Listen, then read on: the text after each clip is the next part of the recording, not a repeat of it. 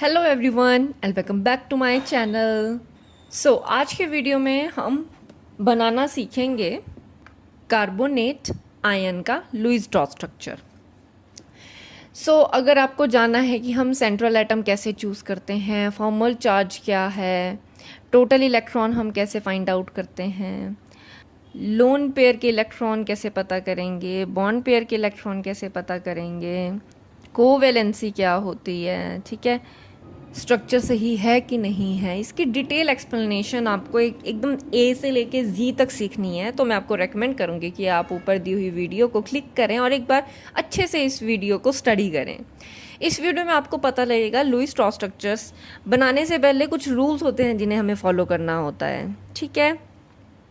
उसमें आपको हर एक रूल के बारे में, क्यों ऐसा हो रहा है, इसमें एग्जाम्पल्स, उसकी एक्सप्लेनेशंस क्या हैं, कोई एक्सेप्शन है, तो आपको उसकी डिटेल एक्सप्लेनेशन आपको मिलेगी। तो सबसे पहले आपसे रिक्वेस्ट है कि आप पहले वो वीडियो देखिए, उसे समझिए और फिर आगे यहाँ पे आके आप कार्बोनेट आयन के लिए कंटिन्यू कर सकते हैं। अगर आपको रूल्स अच्छे से पता है, आपको फार्मूलाज की सारी क्लैरिटी है, तो आप किसी भी टाइप का स्ट्रक्चर अपने आप से खुद डिकोड कर सकते हैं, इजी हो जाता है बनाना। तो सबसे पहला स्टेप होता है हमारा सेंट्रल एटम चूज़ करना। तो यहाँ पे कार्बन हमारा क्या बन जाएगा, सेंट्रल एटम बन जाएगा। उसके बाद हम क्या करते हैं, उस पर टोटल इलेक्ट्रॉन्स काउंट करते हैं। जितने भी हमारे वैलेंस के इलेक्ट्रॉन होते हैं उनको प्लस करना होता है, ठीक है। और अगर कोई नेगेटिव चार्ज है तो उसको प्लस करना होता है, कोई पॉजिटिव चार्ज है तो उसको माइनस करना होता है। दूसरे में फिर हम पता करते हैं बॉन्ड पेयर इलेक्ट्रॉन के बारे में और तीसरे पे हम लोन पेयर पता करते हैं। तो स्टार्ट करते हैं। सबसे पहला हमारा कार्बन है। कार्बन का एटॉमिक नंबर 6 होता है, तो इसकी कॉन्फ़िगरेशन बन जाती है 2 और 4। इसका मतलब 4 इस पे वैलेंस इलेक्ट्रॉन है। जो भी लास्ट हमारा वैलेंस शेल होता है, लास्ट शेल जो होता है उसमें जो इलेक्ट्रॉन होते हैं वो हमारे वैलेंस शेल इलेक्ट्रॉन्स बन जाते हैं। सिमिलरली ऑक्सीजन का एटॉमिक नंबर 8 है, तो ये बन जाएगा 2 और 6। तो इसके इलेक्ट्रॉन्स की कितनी कॉन्ट्रीब्यूशन आ रही है, 6। तो निकाल लेते हैं हम सबसे पहले टोटल इलेक्ट्रॉन्स। तो यहाँ पर सबसे पहले कार्बन 1 टाइम है, ये 4 इलेक्ट्रॉन्स की कंट्रीब्यूशन देगा, प्लस ऑक्सीजन 3 टाइम्स है और कंट्रीब्यूशन 6 इलेक्ट्रॉन्स की देगा। नेगेटिव चार्ज यहाँ पे 2 बार है, तो उसको भी हमें क्या करना पड़ेगा, प्लस करना पड़ेगा।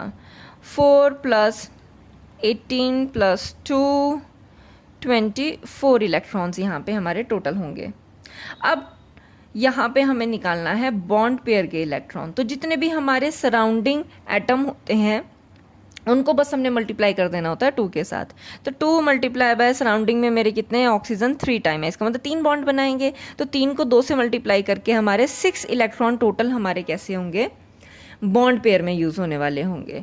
अगर बात करें यहाँ पे लोन पेयर की, लोन पेयर के इलेक्ट्रॉन्स कैसे निकालेंगे, टोटल इलेक्ट्रॉन में से माइनस कर देंगे हम बॉन्ड पेयर के इलेक्ट्रॉन। मतलब हम क्या करेंगे, 24 में से 6 को माइनस कर लेंगे और हमारे पास रह जाएंगे 18 इलेक्ट्रॉन्स, राइट। अब देखो, इन 18 इलेक्ट्रॉन्स का हम 2 तरीके से यूज़ कर सकते हैं, या तो लोन पेयर में यूज़ कर सकते हैं, या फिर हम क्या कर सकते हैं, और कैसे यूज़ हो सकते हैं, ये डबल बॉन्ड या फिर ट्रिपल बॉन्ड बनाने में। तो स्टार्ट करते हैं। सबसे पहले मेरा कार्बन है और उसके सराउंडिंग में हमारे ऑक्सीजन कितने प्रेजेंट है, टोटल 3 ऑक्सीजन प्रेजेंट है। तो सबसे पहले 1 2 और 3 हमने ऑक्सीजन बना ली। अब हमने क्या किया, बॉन्ड पेयर के इलेक्ट्रॉन्स देखते हैं। तो हर एक बॉन्ड में 2 इलेक्ट्रॉन्स होते हैं, तो टोटल इलेक्ट्रॉन्स मेरे कितने हो गए, यहाँ पे 6 इलेक्ट्रॉन्स हो गए। लोन पेयर हमारे कितने, 18। तो बनाना स्टार्ट करते हैं। 1 2 3 4 5 6 7 8 9 10 11 12 13 14 15 16 17 और 18। तो हमारे लोन पेयर के सारे इलेक्ट्रॉन्स यूज़ हो गए हैं। अब रूल क्या कहता है कि मेरा जो भी सेंटर पे एटम है, सेंट्रल एटम मेरा जो भी है, वो अपनी मैक्सिमम कोवैलेंसी में रहता है, ठीक है। मैक्सिमम उसको क्या है, अपने बॉन्ड बनाने हैं। कार्बन की मैक्सिमम कोवैलेंसी कितनी होती है, 4 होती है। मैं फिर रिपीट करूँगी, अगर आपको नहीं पता है तो आप एक बार जाके वो वीडियो देखिए, उसमें आपको हर एक एक्सप्लेनेशन मिल जाएगा। तो कार्बन की यहाँ पे 4 वैलेंसी होती है, इसका मतलब मुझे 4 बॉन्ड कितने कार्बन के पूरे करने हैं। अब ऑक्सीजन तो मेरी 3, आप ऑक्सीजन का नंबर तो नहीं बढ़ा सकते, मगर हम यहाँ पे क्या करेंगे, ऑक्सीजन का कोई एक पेयर लेके, एक लोन पेयर लेके उसकी कंट्रीब्यूशन हम ले लेंगे बॉन्ड बनाने के लिए। तो यहाँ पे मेरा ये 2 इलेक्ट्रॉन्स क्या करेगा, यहाँ पे डबल बॉन्ड क्रिएट करेगा। अब अगर मुझे अपना नया देखना हो स्ट्रक्चर तो वो कुछ ऐसे दिखेगा। एक बॉन्ड यहाँ पे, एक बॉन्ड यहाँ पे, और यहाँ पे कितने आ जाएगा, डबल बॉन्ड आ जाएगा। अब यहाँ पे 2 इलेक्ट्रॉन्स यहाँ पे बॉन्ड के लिए यूज़ हो चुके हैं, तो अब पीछे कितने रह जाएंगे, सिर्फ 4 इलेक्ट्रॉन्स रह जाएंगे।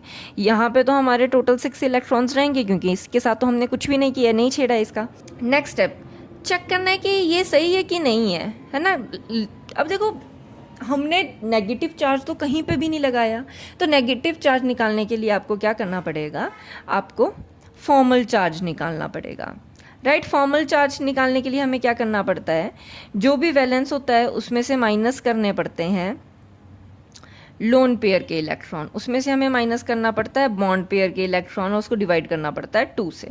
तो हमारे अगर 2 केस हैं, यहाँ पर एक बार ऑक्सीजन मेरी डबल बॉन्डेड है और एक बार मेरी ऑक्सीजन सिंगल बॉन्डेड है, राइट। तो दोनों पे पता करते हैं।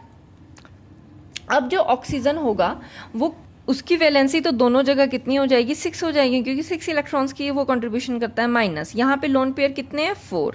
अच्छा, बॉन्ड पेयर यहाँ पे कितने हैं, 1 2 3 4। तो बॉन्ड पेयर के इलेक्ट्रॉन्स हमारे कितने आ जाएंगे, 4 डिवाइडेड बाय 2। 2 से 2 हमारा चला जाएगा, और यहाँ पे 6 माइनस 6 कैंसिल होके हमारा आंसर आ जाएगा 0। इसका मतलब जहाँ पे भी मेरा डबल बॉन्ड है उसके ऊपर किसी भी टाइप का चार्ज नहीं आता है। अच्छा, अगर हम बात करें सिंगल बॉन्डेड ऑक्सीजन की, तो यहाँ पे मेरे लोन पेयर कितने आ जाएंगे, अब 3 लोन पेयर है और इलेक्ट्रॉन्स कितने हो जाएंगे, 6। माइनस बॉन्ड में कितने रह गए हैं, सिर्फ 2 इलेक्ट्रॉन्स रह गए हैं। 2 से 2 हमारा कैंसिल होकर 1 आ जाएगा। 6 में से 6 हमारा कैंसिल हो गया और आंसर आ गया -1। इसका मतलब जहाँ पे भी मेरी सिंगल बॉन्डेड ऑक्सीजन है उसके साथ मेरा चार्ज क्या आ जाएगा, -1।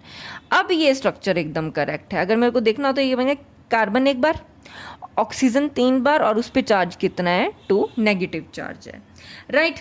अब अगर आपको इस स्ट्रक्चर को डॉट की फॉर्म में बनाना है तो आप कैसे बना सकते हैं, कार्बन हमारा मिडल में रह जाएगा, ऑक्सीजन यहाँ और यहाँ पे भी ऑक्सीजन।